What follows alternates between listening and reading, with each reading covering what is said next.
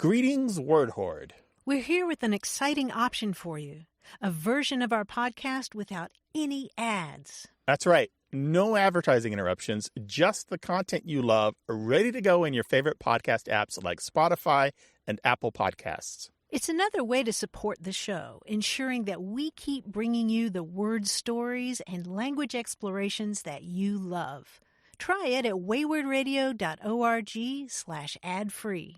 And it's affordable. For just a small subscription fee, you can enjoy A Way with Words uninterrupted, except by us. Plus, it makes a great gift. Know somebody who loves language as much as you do? Give them the gift of words. Easy to sign up, easy to enjoy. It's the same A Way with Words, just streamlined for your listening pleasure. Go to waywordradio.org/ad-free. Support us, support the show, and enjoy an ad-free listening experience. waywordradio.org/ad-free. Thank you. Support for A Way with Words comes from Mozy Online Backup. Mozy protects your valuable computer files against data loss from hard drive crash, viruses, theft, and other disasters. Visit mozy.com.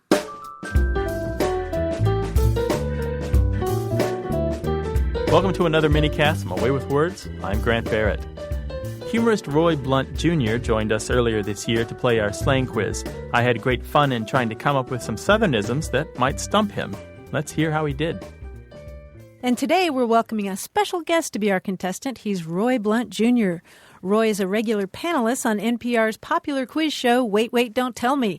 And he's recently written, get this, a book about language. It's called Alphabet Juice. Roy, welcome to A Way with Words. It's good to be here. Thank you, Martha. You're welcome. Have you sold the film rights to this book yet? Not yet. It's, people don't like words that much in movies. So gunfights and car chases. Explosions. There's no. I should have had an explosion at the end. But if Myrna Loy was still with us, I think she'd be great. Myrna Loy would be good. But she's not. Roy, do you have a favorite slang term you'd like to share? A baseball term I like is sitting dead on cheese. I'm sitting dead on cheese, which sounds like a poignant obituary for a mouse. But it's actually, it means absolutely planning on expecting a fastball. You're sitting, so like, you're locked in, dead, like dead-eye Dick or dead solid perfect, or and then cheese is a baseball term for fastball. So it actually says what it means to say. Lots of sports talk is a little bit off, sports metaphors sometimes. For instance, recently A-Rod said about, he admitted having used steroids. He said, "I've laid my bed and now it's time to sit on it." Okay. But so sitting dead on cheese, though, he knows about that. I love that. All right, well, let's see how you do on our slang quiz. Okay. I'm going to give you a clue that describes one of two possible slang words or phrases. Only one of them is correct. Your job, of course, is to pick the right one. If you need help, you can check with Martha. I'm right here.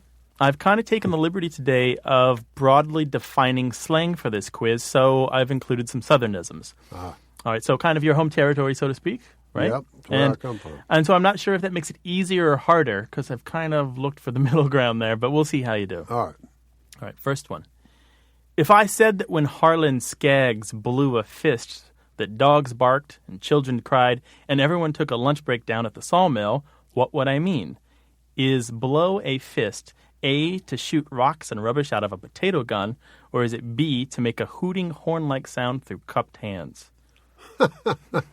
I never heard that expression at all, but what are my choices again? So blow a fist, is it A, to shoot rocks and rubbish out of a potato gun, or is it B, to make a hooting horn-like sound through cupped hands? Well, I would say it's making a hooting horn-like sound through cupped hands. Yes, that's exactly right. I can play my iPhone, by the way. There's an app on iPhone called... Wait, this isn't the farting app, is it? No. This is the ocarina app. Ah, nice. You can play it like a sweet potato, as we used to call the ocarina. Well, you ever seen someone do this with their hands? They cup their hands together, right? And see that gap where your thumbs don't quite meet? Yeah, that's right. It's like blowing a conch or something. It's a similar sound. I was never very good at it, but it's compulsive. It's like cracking your knuckles. Once you learn how to do it, you can't stop. Right. I knew a fellow who would do that at a wedding because he just couldn't stop himself. All right, well, we've got 3 of these questions today. Here's number 2, all right? All right.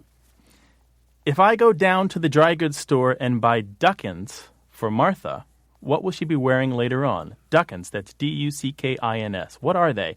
Are they A, overalls made out of a rough cotton fabric, or B, leather boots laced up to her knees?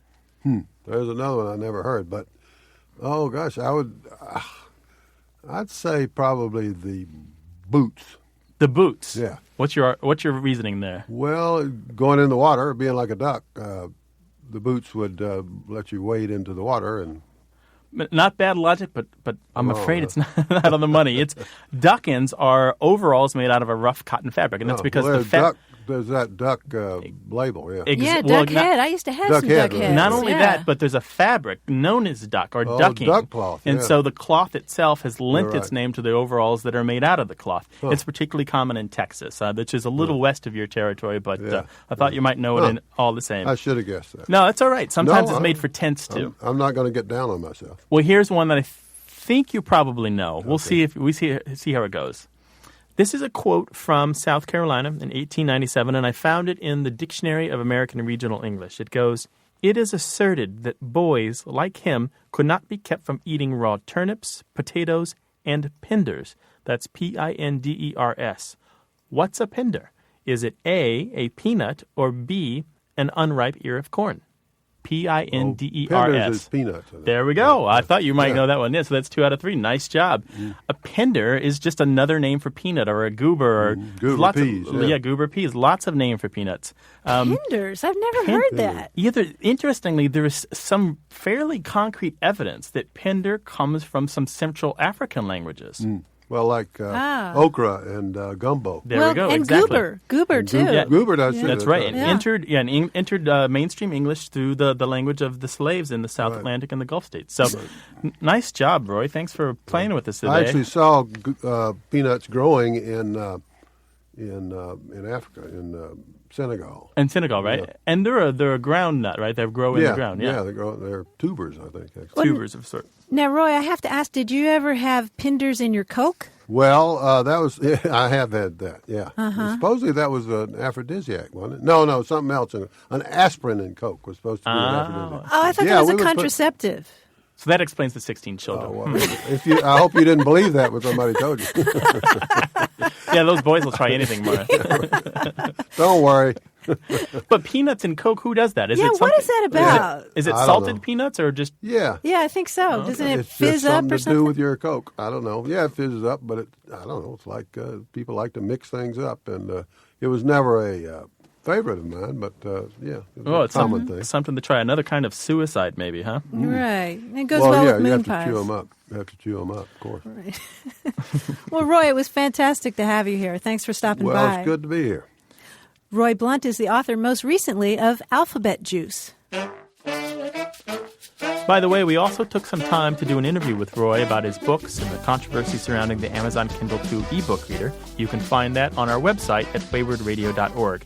You can also find entire past shows at no charge. We welcome your email to words@waywordradio.org and your phone calls to 1-877-929-9673. And if you'd like to hear A Way with Words on the radio, why not write or call your public radio station and tell them about our program? They'd love to hear from you. For A Way with Words, I'm Grant Barrett in New York City. Support for A Way with Words comes from National Geographic Books, publisher of I'm Not Hanging Noodles from Your Ears, a collection of intriguing idioms from around the world by Jag Bala. Learn more at shopng.com/noodles. Before we go, I want to tell you that A Way with Words is independently produced and distributed. That means we depend on you to help pay for the cost of producing the show. So consider making a contribution to help this program keep going strong. Just go to waywordradio.org/donate. And thanks.